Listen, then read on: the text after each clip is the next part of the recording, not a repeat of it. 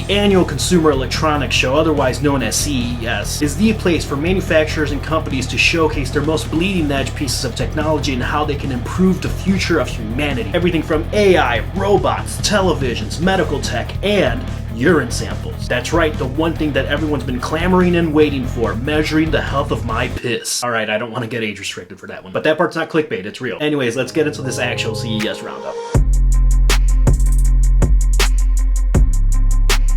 Yo, Danny with the DMGT here, your new favorite place to get all your music, gaming, and tech content all in one place. Last year, CES finally brought back some in-person showcases after the few years that we've had with the old Rona. But this time around, it felt like it was really back in full force. I always look forward to this in January. It's kind of a cool place to kick off the year. And I think there was some really interesting tech across the board, so let's talk about some of my favorites. Withings, this company has been working on a lot of health-focused devices and smart technology like watches and scales. But now they want to give you the ability to sample and test the health of your urine from the comfort of your home. This part is real, it wasn't clickbait. Every year there's something a little wacky, a little out there at CES, and this one's kind of on that spectrum, but it's actually pretty useful. It's a toilet attachment with two different types of cartridges that you have to replace every 3 months or so, and the idea is that you pee into it, it takes readings of your urine, and it gives you that information to an app on your phone. Both cartridges measure pH, but one of them focuses more on ketone and vitamin C for nutrition and metabolism information, and the other cartridge focuses more on LH that can also give you a little more detail on menstrual cycle health. Ever since the popularization of wearables, CES always has a litany of health-focused smart devices, and this year there was a ton of them, but this one's the one that stood out to me the most. The Withings UseCan will release in the next few months, and it'll run you around $500, but if urine sampling is something that you have to do regularly for whatever reason, honestly, it might be worth the investment. Now, I'm not the hugest mechanical keyboard enthusiast, but the Asus ROG Azoth is very interesting. It's not that I don't want to get into mechanical keyboards, but I already have so many expensive hobbies with like audio gear and gaming. It's a $250 75% keyboard that's wireless. It has a few dampening layers, hot swappable switches, stabilizer compatibility, really going for the keyboard modders with this one. Even out of the box, it looks like this should compete with other keyboards at that price range, but you will also be able to customize it to your needs. If you're like, $250 is an insane amount of money to spend on a keyboard, I can buy a $10 Dell one, then this isn't for you, but if you're an enthusiast, let me know what you think. PlayStation made an appearance. Sony usually is there at CES, but more on the consumer electronics like TVs and other devices. But the PS5 is getting its own accessible controller, dubbed Poject Leonardo. This controller is very similar to the Xbox Adaptive Controller. It partnered with Able Gamers and Special Effect, which is the same teams that Microsoft used for their controller. Swappable buttons, customizable button sizes, custom profiles, software customizations. That's always a positive, so PlayStation's getting a little bit of a public win here in the midst of whatever disaster is happening with the FTC and the Microsoft Activision deal. I am hoping that Nintendo also follows suit here and makes their own first-party accessible controller. They didn't give any additional information on release timetable or what price point this was going to start at, but something to keep an eye out for the rest of the year. On the laptop side of things, the Lenovo YogaBook 9i is really what stole the show. A dual screen laptop that doesn't look useless. The body doesn't contain a traditional keyboard, instead opting for two full-size touch displays like two tablets connected together on a hinge like a normal laptop. I like the flexibility that this is providing. It has a kickstand so you can do sidebar side by side, or you can stack those two screens on top of each other, and you can toss in the wireless Bluetooth keyboard, although it'll obviously have a virtual keyboard as well on one of the screens. I have personally considered a portable small display for my laptop whenever I'm working from a coffee shop or just on the go. That extra real estate does matter, and I think this is probably the best implementation of portability and dual screens that we've seen in any laptop. We know how the touch bar went with a MacBook, and like some of the other implementations of like a smaller screen or touch display next to the keyboard or your touchpad on a laptop just doesn't really feel right. So this one looks cool, Lenovo, if you want to send me one to test. It is priced a little bit more premium at $2,000, but not completely inaccessible, and this should launch sometime in the spring. Every now and then, Apple does something that is generally very pro-consumer and isn't super hyper-competitive, and the upcoming Key 2 wireless charging format is one of those examples. It makes sense considering that Apple is a member of the WPC, which is developing these wireless charging standards. But I think the coolest thing about Key 2 here is that you're effectively getting MagSafe on all wireless charging devices. I'm adding this in post, but this could potentially be Apple's way of sidestepping the USB-C requirement for iPhone that the European Union imposed on them, so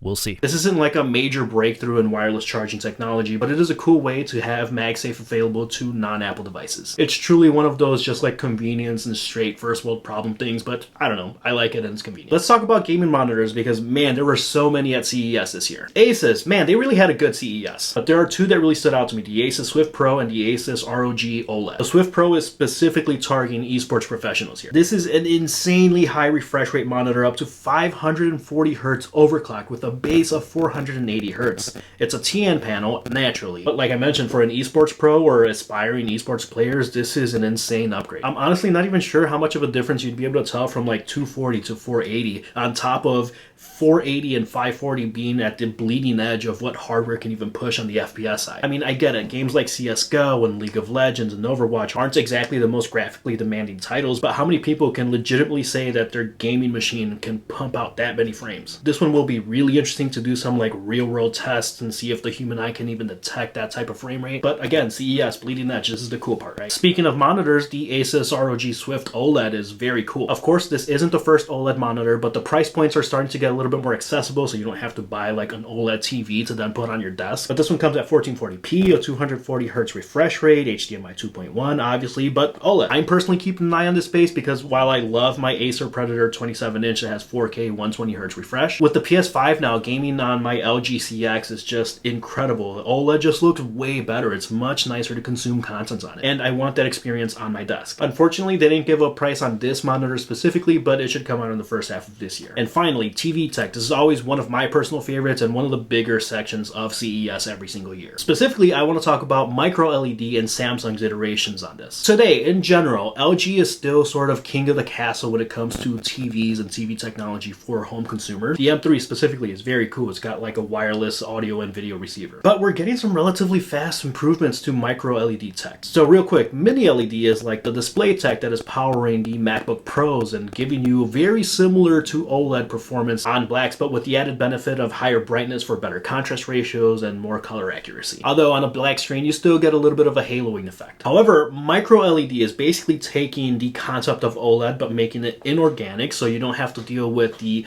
luminance decay and losing brightness or burn-in that you don't really have to worry about, but it is a concern for the longevity of like 5, 6, 7 years down the line of your OLED TVs. But now you get individual pixels lit up by that LED, and by pretty much most measurements at CES, it looks like this is going to beat out OLED in the future. This is one of those that is definitely super bleeding edge. Samsung was showing off their 140-inch TV that runs you $100,000. But when you think about it, OLED was there not that long ago, and now if you're in the market for a new TV, you're likely going to go with an OLED because the prices have gotten way more accessible. I do think it'll be quite a few years before a MicroLED really becomes accessible to even an enthusiast consumer. But when you think about putting a TV in a bright living room, that's where OLED suffers a little bit, and I can vouch for that. My LG CX OLED performs the best at nighttime when everything's really dark. Once manufacturers figure out production and cost, then we'll start cooking. But who knows, we can probably see this tech implemented onto smaller devices sooner than that, like the rumored MicroLED Apple Watch. Obviously, CES covers a ton around robotics, artificial intelligence. We didn't get into any of the car technology or the home kitchen technology, but these were just the things that stood out to me the most. I'd love to hear from you. What did you enjoy the most out of CES? Give a thumbs up to the video if you enjoyed it. Consider subscribing. Thanks for watching, and I'll catch you next time. Hey, you made it to the end of the video. You should totally leave a bunch of comments that just say the word farts. Just leave a bunch of fart comments to confuse everyone that didn't make it to the end of the video, because it'd be very cool. Just leave a bunch of